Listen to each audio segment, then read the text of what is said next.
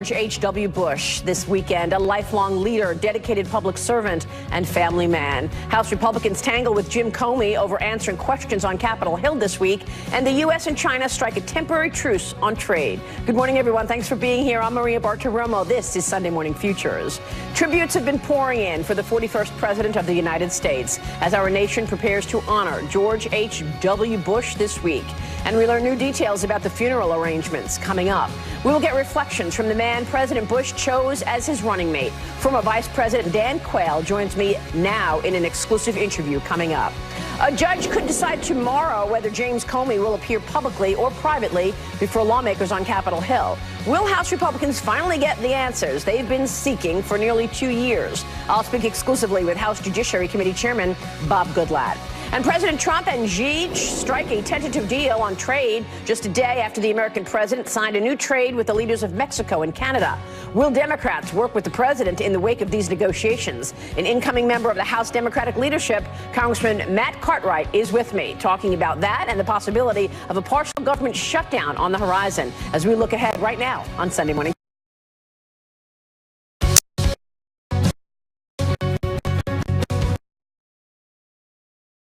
War hero and 41st President of the United States died on Friday night at the age of 94. He is being remembered as a man of uncommon decency and kindness across the political spectrum this weekend. A loving father and husband who devoted his life to his family and country. Beginning tomorrow, the nation will get to say their final farewells to the former president when he lie in state in the U.S. Capitol before he is laid to rest back home in Texas later this week. Joining me right now in an exclusive interview to share his memories of the late president is Dan Quayle, former vice president under George H.W. Bush. Mr. Vice President, thank you so much for joining us this morning. Good morning. My condolences to you and his family. Share with us what you remember of President H.W. Well, you said it all.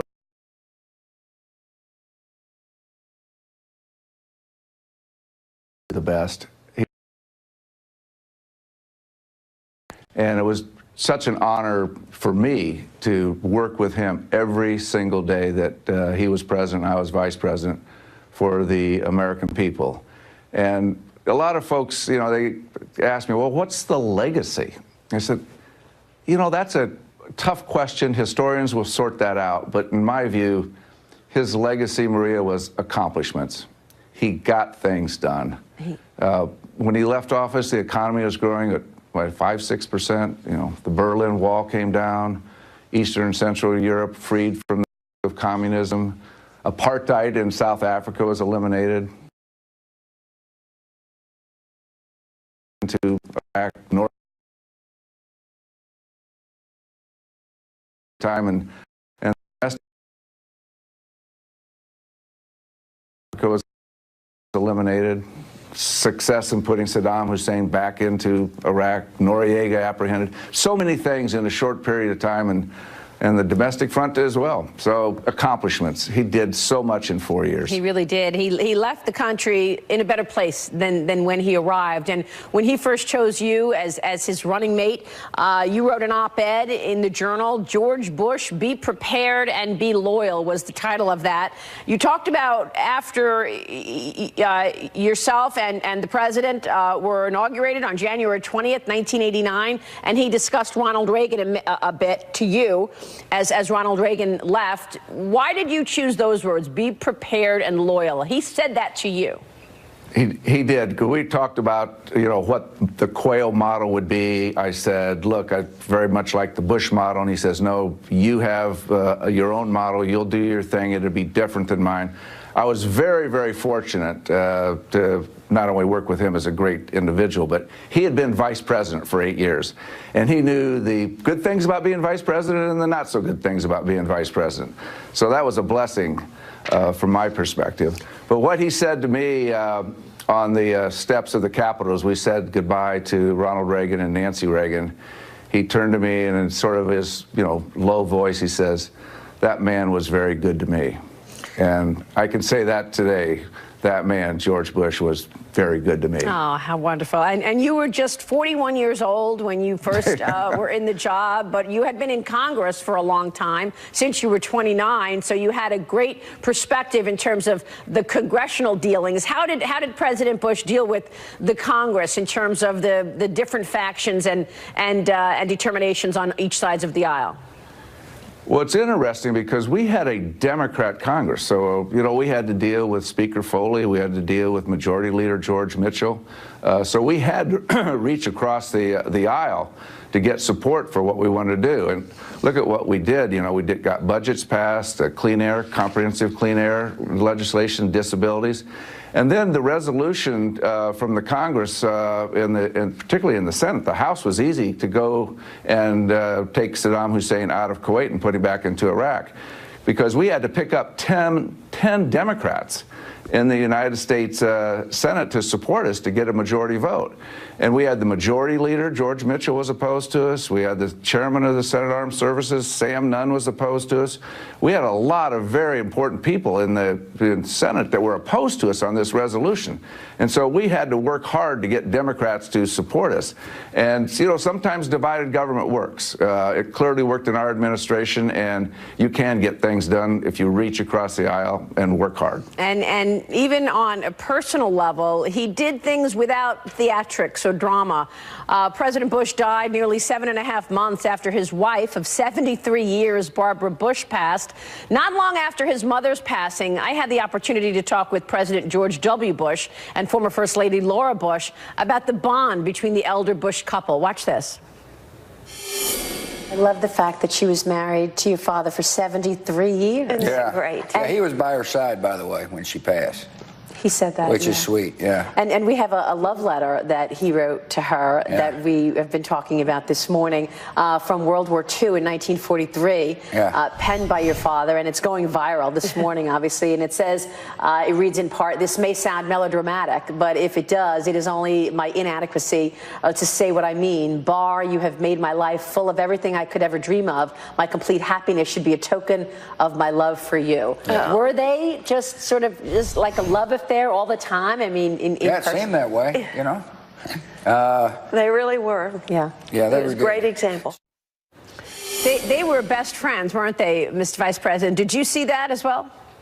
Yeah, so actually one of the last times that I saw the president and Barbara together was 2 years ago up at Kennebunkport. I used to go up there every summer and have a lunch with them.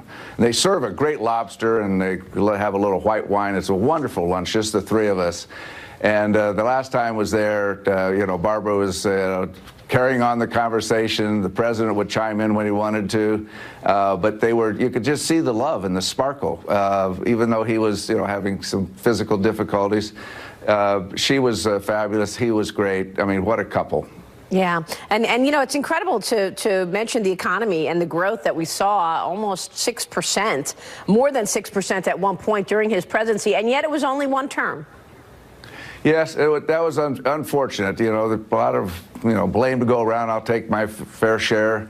But Ross Perot did get 19% of the vote. Right. There was a perception that the economy wasn't doing as well as it should, but yet it was growing at 6% when we left office. You also had a little bit of perhaps Republican fatigue. We'd been in power for 12 years. The American people like change.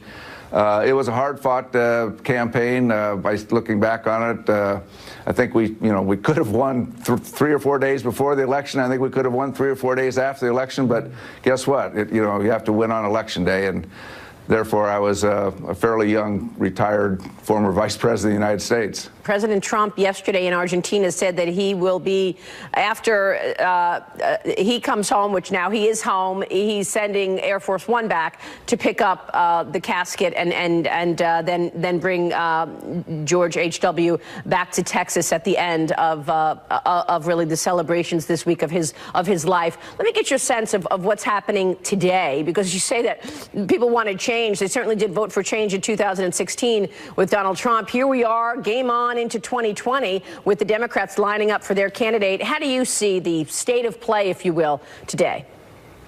Well, today, I think that President Trump would probably be the favorite, but there are three unknowns, Maria, three.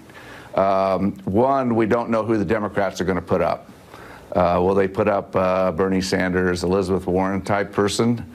We'll have to wait and see. Two, I don't know what the state of the economy will be in 2020. It's good now. We're a long way away. Nobody can really predict what it's going to be in 2020, and the economy is obviously key. President Trump ran on that, bringing jobs back to America, increasing wages for the workers. It's all good right now. What's it going to be in 2020?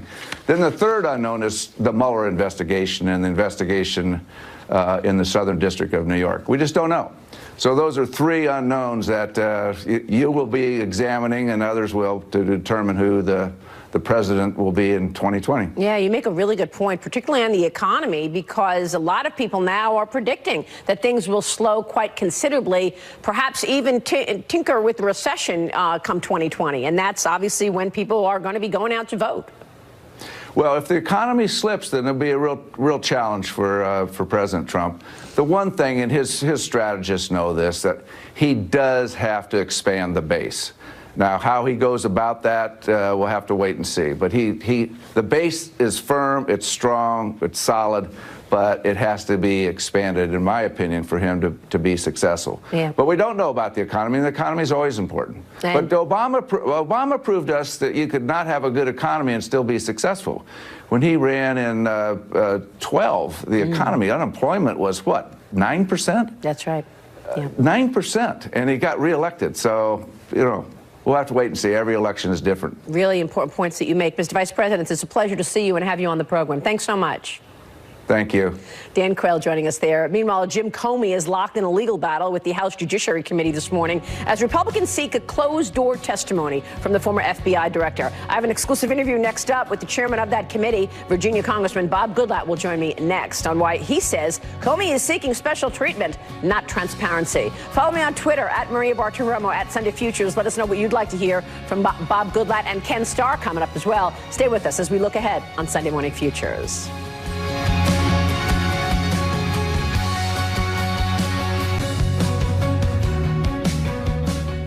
Welcome back. James Comey filing a lawsuit against a GOP subpoena, calling for him to testify behind closed doors. The former FBI director is insisting that he appear in a public hearing for the sake of transparency. My next guest says that Comey is demanding special treatment and trying to run out the clock until the House Oversight and Judiciary Committees shift to Democratic control come January. Joining me right now in a Sunday Morning Futures exclusive is Republican Congressman from Virginia, Bob Goodlatte. He is the chairman of the House Judiciary Committee. Mr. Chairman, thanks very much for joining us this morning. Good to be with you, Maria, and your viewers. Do you really think you are going to be able to speak to Jim Comey this upcoming week, sir? Yes, I do. As a matter of fact, I expect that later today, Mr. Comey will withdraw his motion to quash our subpoena and agree to voluntarily appear for a transcribed interview. That, of course, remains to be seen. It hasn't happened yet, but the counsel for the House and the counsel for Mr. Comey have been working cooperatively, and I expect that'll happen. If it doesn't, there is a hearing set tomorrow morning, and based upon the precedent, including very clear United States Supreme Court precedent, I'm confident the court will rule in favor of the House and protect the House's right to issue subpoenas and not allow witnesses to dictate the terms under which they would appear before the Congress. Well, let me just go back to what you just said, because this is breaking news. You are expecting Jim Comey to withdraw his motion to push back and, in fact, sit for a private hearing sometime later this week. Is that what you're saying? That's correct. That's the expectation. That's been the basis of discussions that are going on, and we'll await it actually happening. But that is what I believe will happen. Why do you believe this? Because the parties have been working together. I think that the strength of the presentation made by Tom Hungar, the House counsel, on Friday, and the House's brief is very compelling, and I think that that is where the parties are headed in their discussions right now. Where is this going to get you regardless, Mr. Chairman? I mean, look, in all due respect, we have been with you, this program has, all year, as you have scrutinized the handling of the Hillary Clinton investigation and the Trump-Russia collusion investigation. investigations of the FBI and the DOJ. And here we are, literally 3 or 4 weeks before you step down, and now you subpoena these two. I mean, couldn't you have done this sooner? What took so long? Well, we certainly couldn't have done it sooner. We've now examined thousands of pages of documents, searched through nearly 1 million documents, interviewed 16 other witnesses. Mr. Comey is, as the former FBI director, at the center of both of these investigations, launched in 2016 with regard to Hillary Clinton and the Trump campaign. And it's the culmination of that. We've been asking for Mr. Comey to appear for a few months now, and when he refused to appear voluntarily for a transcribed interview, I was forced to issue a subpoena, which he now has sought to quash. That's, in my opinion, inappropriate, and now it's time for us to conduct that interview.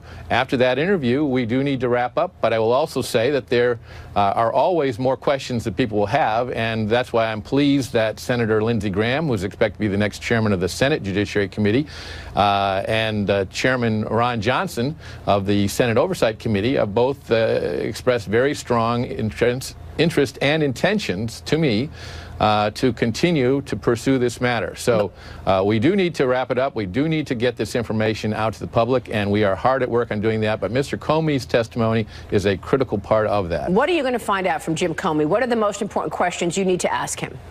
Well, I'm going to save those for Mr. Comey, but you can imagine that you have a 400-page Inspector General's report. You have the testimony of 16 other witnesses, all of which were taken in private transcribed interviews. You have the thousands of pages of documents. Those have generated literally hundreds of questions that need to be asked, and we are prepared now with some very experienced former prosecutors like Trey Gowdy and John Ratcliffe and very experienced investigative staff to ask those questions and get to the bottom of this answer. We want to follow this matter. We want to follow the truth where it leads, and then we want to make these transcripts available to the public so that they can draw their own conclusions about what occurred in 2016.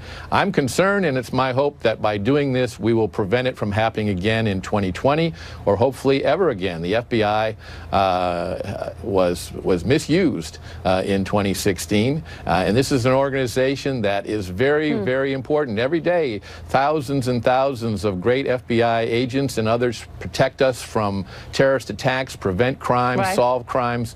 This organization has been hit hard, and they need to be rehabilitated. And let me just say, Christopher Wray, the new FBI director, I think has done a job of making major personnel changes at the top, and in terms of taking the Inspector General's report to heart and making changes so that this kind of thing won't happen again. Mr. Chairman, stay with us because we've got more to talk about on this, as well as want to get your upcoming comments that you're going to be talking with the CEO of Google, Sundar Pichai, as well, on whether conservatives are being censored online. We'll get your take on a potential government shutdown as well. Stay with us. More with Bob Goodlatte when we come right back on Sunday Morning Futures.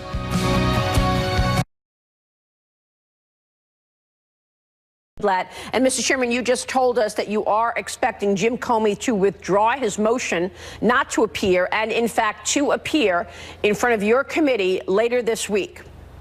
That's correct. That's where the discussions are headed. I think that will be made official with the court soon. If for any reason it doesn't happen, then the parties will be back in court tomorrow morning. And as I indicated earlier, I think that the legal precedents are very, very powerful. This no district judge has ever quashed a subpoena issued by the House of Representatives, and the Supreme Court has been very clear on the sanctity of those subpoenas. Jim Comey's talked a lot about going public versus private. Explain the difference, because I know that if you're in a private setting, he can just say, oh, that question is confidential and classified, I can't answer it. So can you get more answers in a private setting versus a public setting? Yes, because the format is one where our counsel will ask questions for an hour. The Democrats will have an opportunity to ask questions for an hour, then back to the Republicans and back and forth until all the questions have been asked that need to be asked. Whereas in a public hearing, if people have watched those, they know that each member gets 5 minutes. You can't even ask more than 2 or 3 questions, and certainly can't ask any follow-up questions in that fashion. So someone like Trey Gowdy or John Ratcliffe, who are experienced prosecutors, and others who are experienced investigators, can't pursue the long lines of questions that need to take place. That's why this needs to be done in that setting. However, we share Mr. Comey's interest in transparency. We expect all of these interviews that we have transcribed thus far to be made public, but we have committed to making his public very quickly after the interview takes place. So the public when you interview him this week, I mean, that's sort of the final thing. I mean, the American people want accountability here, Mr. Chairman. Do you think this investigation goes away in the House once you step down?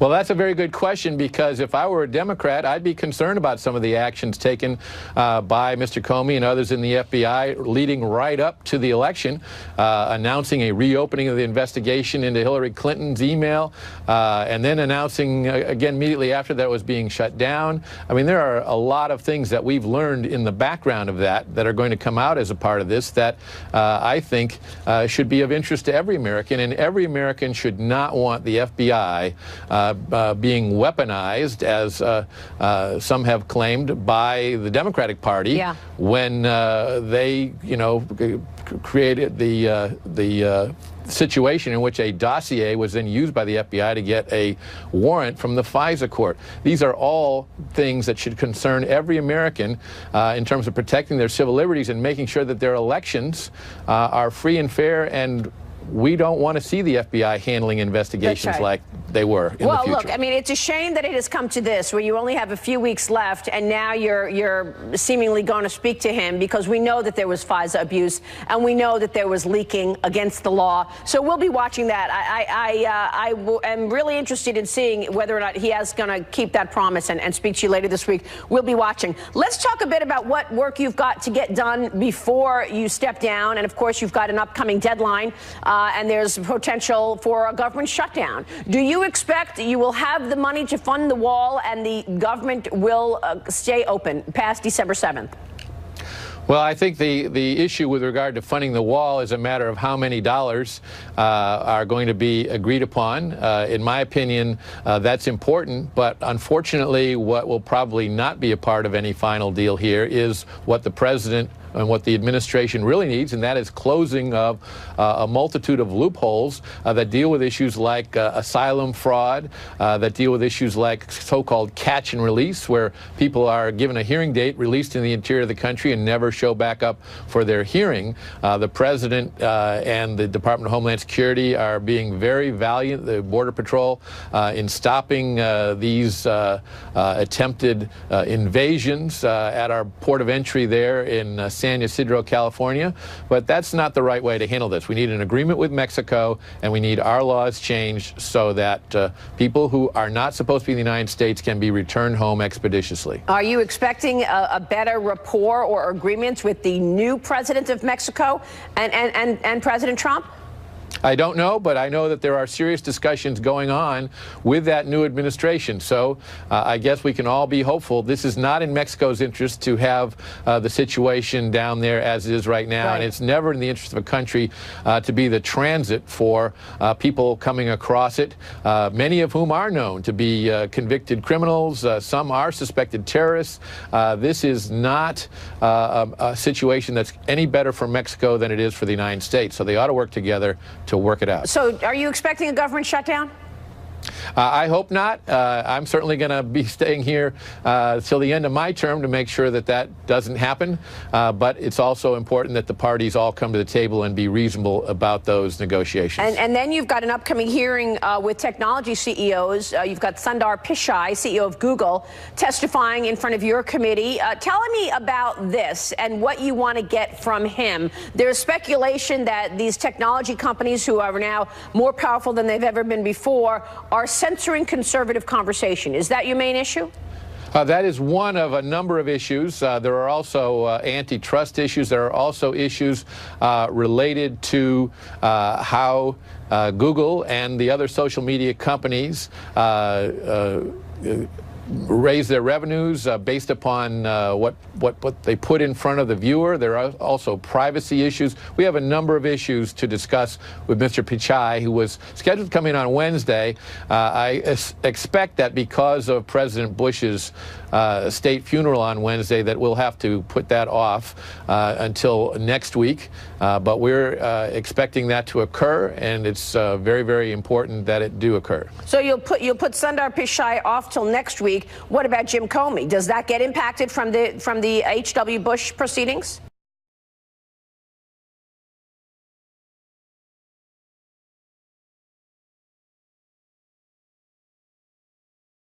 Details of that, but we expect that to occur later this week. All right. We so appreciate your time. Not during the funeral, but later. Mr. Chairman, thanks very much for your time this morning, and of course your great service to our great country. Thank you very much, sir. Thank you, Maria. We will get reaction from the Democratic side of the aisle to what we've discussed with Chairman Goodlatte. Also, President Trump reaches a tentative trade truce with China's president this weekend, just a day after striking an agreement with the leaders of Mexico and Canada. All next, right after this.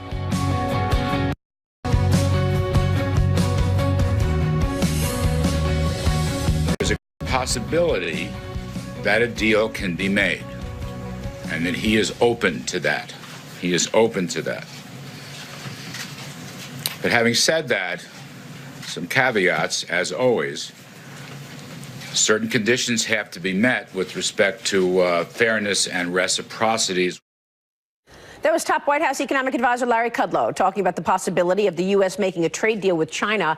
The deal now closer to reality after the Trump administration yesterday announced that it will temporarily hold off on a new round of tariffs aimed at Beijing. Hours after President Trump and Chinese leader Xi Jinping met face-to-face at the G20 summit in Argentina last night.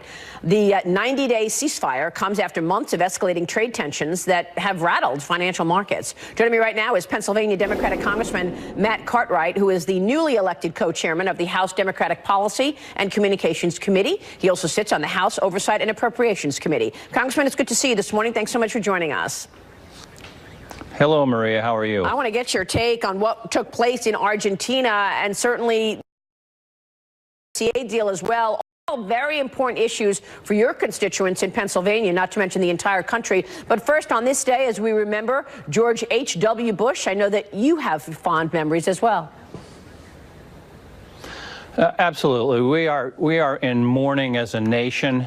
Whether you're Republican or Democrat, we are hard hit by the loss of President George H.W. Bush.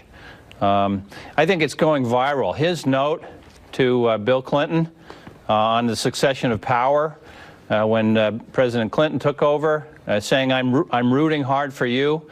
I mean, that is just exactly who President Bush was. And I appreciated the comments that you had Vice President Quayle at the top of the hour. The way he worked in a bipartisan way. He worked with the Democratic Congress. They worked to negotiate things, to move the nation forward, and in a low-key way, in a kind way. I'd like to see us all take a lesson from that because we have a lot of work to do in this country, and taking the cue from late President Bush wouldn't be a bad idea. Well, I think that's a great sentiment, and most people would like to see the work get done and not the constant fighting back and forth. Let's talk about the work that needs to be done, Congressman, because this weekend the president signed this new USMCA deal replacing NAFTA with the leaders of Mexico and Canada. Are you expecting you and your colleagues to delay the ratification of that deal come the new Congress? Well, here's the problem, Maria. We're all, of course, we're still getting used to President Trump's negotiating style, and maybe the delay with the China deal, the China tariffs.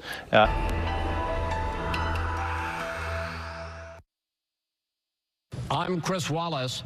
The nation mourns our 41st president, George Herbert Walker Bush, as President Trump calls a temporary truce in the trade war with China at a summit of world leaders in Argentina.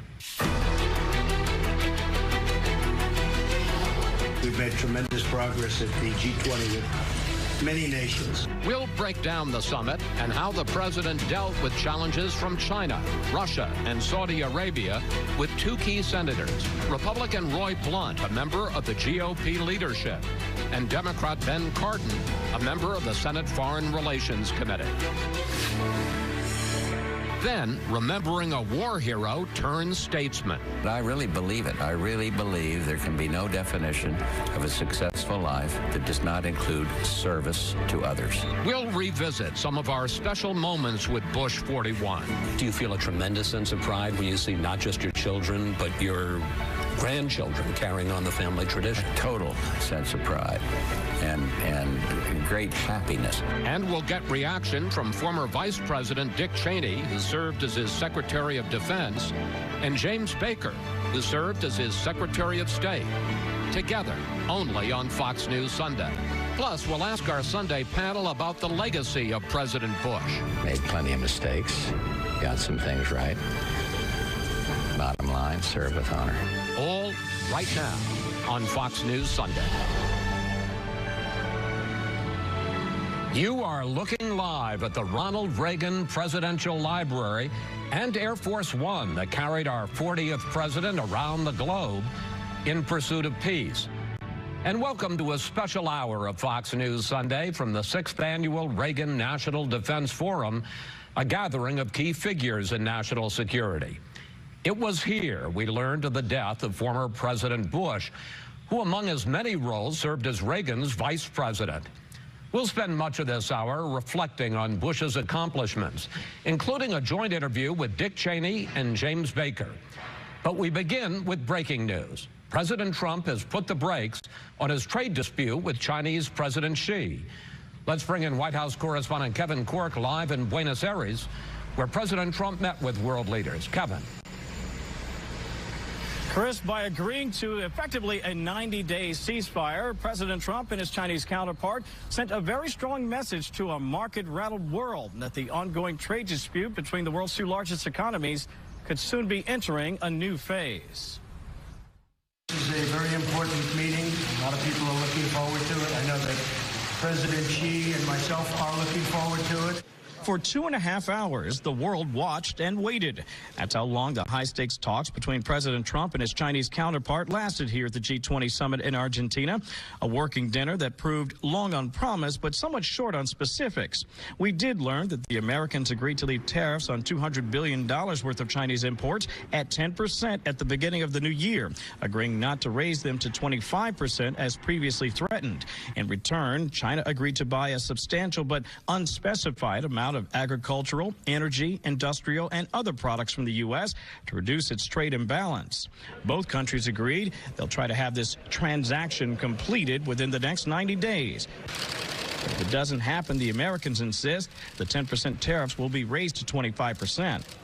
Meanwhile, after avoiding any public interaction with Russian President Vladimir Putin for much of the summit, the White House confirmed that President Trump did, in fact, have an informal conversation with the Russian leader, speaking at a cultural event here that, not coincidentally, was closed to reporters. Bit of housekeeping here for you, Chris. We also learned from the president that his next meeting with North Korea's leader, Kim Jong-un, will likely take place in early 2019, January or February, according to the president, who also told us he would strongly consider a 2-week extension to avoid a government shutdown, a funding extension, that is, as the nation mourns the death of President Bush. Chris? Kevin Corke reporting from Buenos Aires. Kevin, thanks for that. Joining us now with reaction to the meeting with President Xi is one of the Senate's Republican leaders, Roy Blunt. Senator, as Kevin just reported, President Trump has agreed to pause any increase in tariffs or any new tariffs for 90 days while we negotiate with the Chinese about trade issues, trade architecture issues like trade technology, and also about their buying more U.S. goods. But isn't that the kind of vague, non-specific offer from the Chinese that the Trump administration has rejected in the past? Well, Chris, first let me join all the Americans who are expressing such gratitude for President Bush and his life and his great example. But on this topic, people like me who've really been concerned about the president's stated trade policy can take some encouragement about what happened in the last couple of days. The signing of the U.S., Canada, Mexico agreement, that's a big step that 6 months ago or even just a few weeks ago we were concerned we would not be making that kind of progress. And on the Chinese front, you're exactly right, but we need more specifics here. The ag products that come from my state, that come from the middle of the country, I think the soybean exports to China have gone to virtually zero. From about 1 out of every 3 rows of Missouri soybeans were being exported to China. So whether it's those kinds of crops or pork or beef or chicken, we need to see some real specific figures here. This has hurt a lot of Missouri farm families and farm families all over the country. But the president's goal to get China in a better and fairer place in trade is the right goal. I'm just hoping that what we've seen in the Canada-Mexico side of the ledger is now going to have the same kind of impact as we're negotiating seriously with China. Do you worry, and you kind of indicate you do, about the impact that the president's trade wars around the world, but especially with China, are having on the economy? We see the stock market jumping up and down. GM announced layoffs this week, that it's going to close 5 plants and lay off 15,000 workers. Do you worry that the president's trade policy is playing a role in all of that? Well, I am concerned about it, and the president knows that. He's been very open to talking with me about it, but I think it's hard to win a trade war. I also think, though, that the facts on the table with China are stronger than any other country in terms of our legitimate concerns. And the more other things that the president can move off the table, whether it's Canada, Mexico, the EU, Japan, the more of those things he can move off the table, the more flexibility he has with China. But I'd like to see China become the market that they should be for us. But I also like to see China create the opportunities for American companies that invest there to do things besides just steal our intellectual property and violate the agreements that China has clearly made and doesn't stand up to. Senator, President Trump also canceled his meeting with Vladimir Putin at the G20. He said because of Russian aggression against Ukraine, but the Russians, a spokeswoman for the Russian Foreign Ministry suggested that the main reason, the real reason, may be because of President Trump's domestic political problems, including new revelations from the special counsel. 2 questions about that. Do you think that the special counsel's investigation has cast a cloud and made it more difficult for President Trump to do business on the world stage? And what do you think of the fact, because this is not the first time that Robert Mueller has announced some action just as the president was headed out on a foreign trip? Well, you know, I haven't thought a lot about the Mueller timing here. I certainly do think that lying to the Intelligence Committee that I'm part of is a big mistake for whoever does it, and creates lots of problems for the committee itself. You know, when you lie to a congressional committee, when you lie in an investigation where hundreds and thousands of man hours, people hours are being spent, the question you ask the next witness may be different. A witness you don't call may be somebody you would have called if you'd gotten the right answer. I'm glad to see the special prosecutor taking that particular crime seriously. But on the Russian front, I hope if the president did have any words to exchange with President Putin, it was outrage about what the Russians are doing in Ukraine. It is totally unacceptable. Right. The president, I think, announced that he wasn't going quickly after what happened in Ukraine as opposed to in response to anything else. And if the president had a chance to talk to President Putin, I hope his talk was very frank and no holds barred, that we are not going to accept the kind of activity that the Russians are looking at in Ukraine and Crimea, and to better send a strong message about the rest of Eastern Europe. Senator Blunt, Thank you. Thanks for coming in. Great to be with you. Always good to talk with you, sir.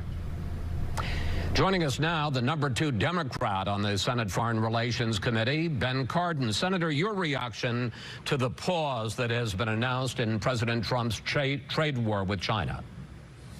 Well, Chris, first, it's good to be with you, and clearly it is encouraging to see that we are talking with the Chinese on the trade front.